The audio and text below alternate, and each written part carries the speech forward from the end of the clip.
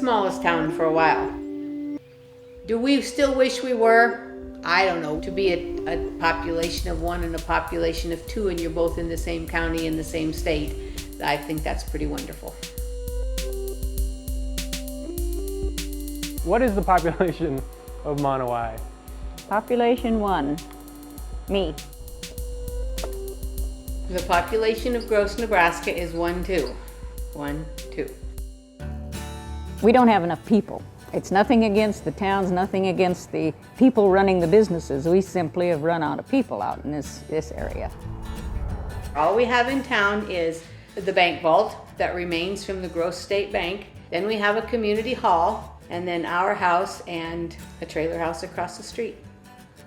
We had a high school here. There was church until, maybe the mid-60s. We have the same paperwork and everything to fill out that Omaha and New York City and every other city has. We don't have an election for mayor. I just let him keep that job.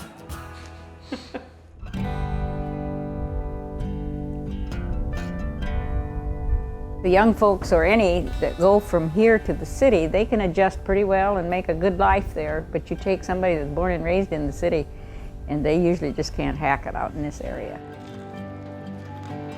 Never gets lonely living in a town of 2. There's always somebody passing through. Values are different. You don't have everything at your fingertips, so you just learn to sit and converse more. I'm not here because I have to be. I could close up and leave here anytime I wanted, go wherever I wanted. I'm here because I want to be here. Welcome to Auction School.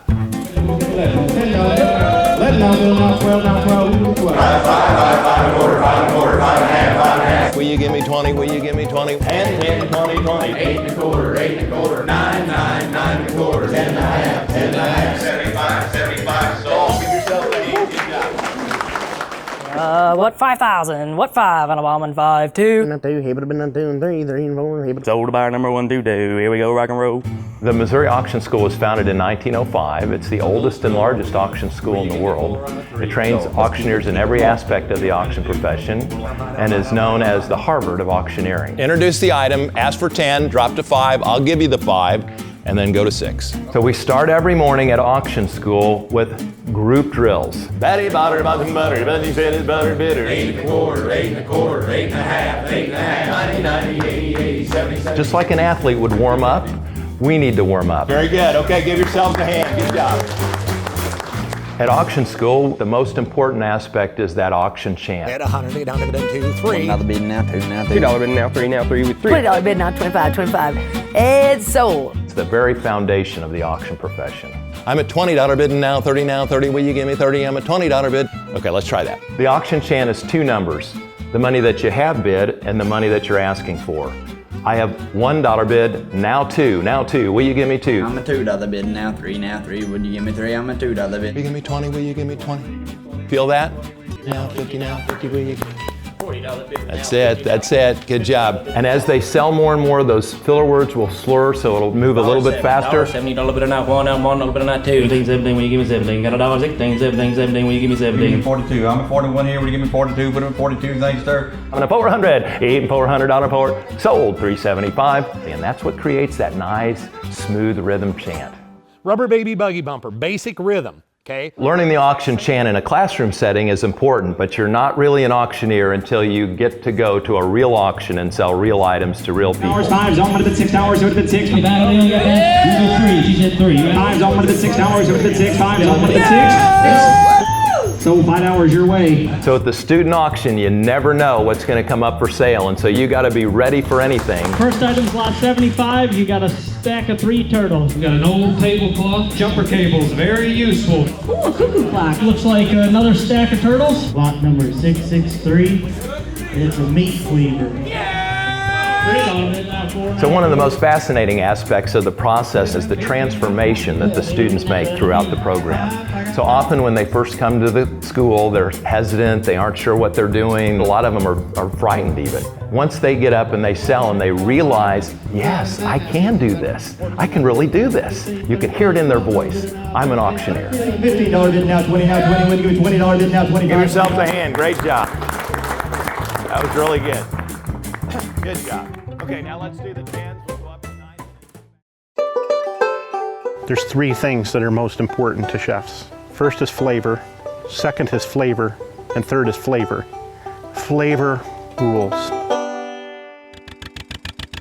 Built on the fertile former lake-bottom soil of northern Ohio, the Chef's Garden is a 300-acre family farm that grows specialty produce for some of the world's best restaurants. The Chef's Garden is a small family farm that has the good fortune of working directly with some of the greatest chefs in the world. In many cases, we're working with plant growers that are breeding to be able to create new plants. Not genetic modification, but genetic selection. The farm grows produce of all shapes and sizes, like miniature carrots, these white strawberries, and almost 100 varieties of microgreens. But the Jones family wasn't always the chef's garden. My parents had had some very successful years. In 1983, they had a very devastating hailstorm, and ultimately the farm collapsed. We were dealt a new deck of cards and found opportunity within a disaster. We met a European-influenced chef, Iris Balin, said, grow me varieties for flavor. Grow me varieties without chemical. I want a zucchini bloom. Thought this lady was absolutely crazy. Little did we know, she knew a heck of a lot more about it than we did. And that really opened our eyes to another whole world out there. We hooked up with some really great chefs early on. Folks like Daniel Boulou and Jean-Georges von Richten and Alain Ducasse and Michel Richard, and then Thomas Keller and Charlie Trotter and Ritz-Carlton chefs and Four Seasons chefs, and they've allowed us an existence in agriculture.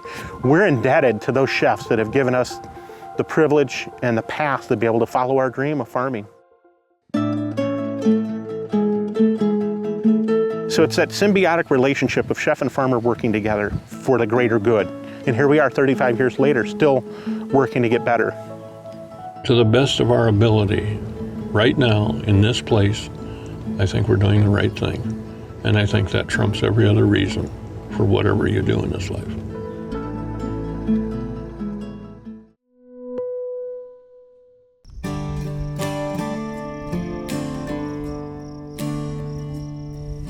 The town of Region is dying. I said, if someone doesn't do something, this community will be a dead community. I have a paved road from interstate to Region. Now what do I do to bring people down 30 miles?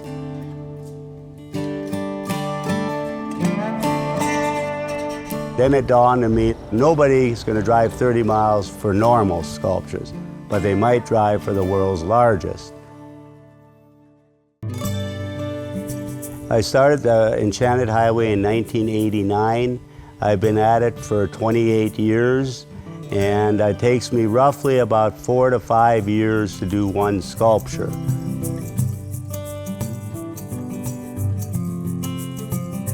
The first year, local ranchers taught me how to weld.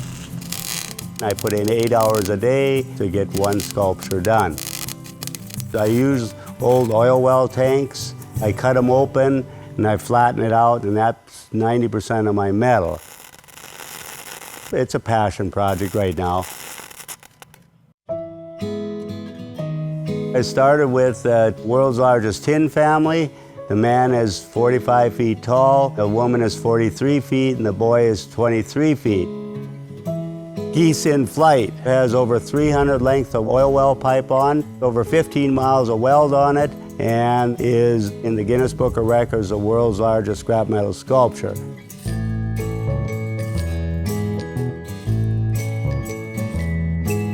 That's something I will continue on till I'm 6 feet under. And then I hope it continues on after that.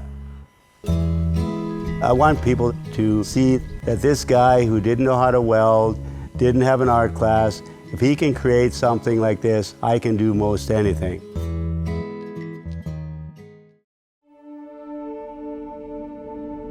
Hidden 150 feet below Kansas City in a 270-million-year-old limestone deposit, more than 1,600 people work in the world's largest business labyrinth.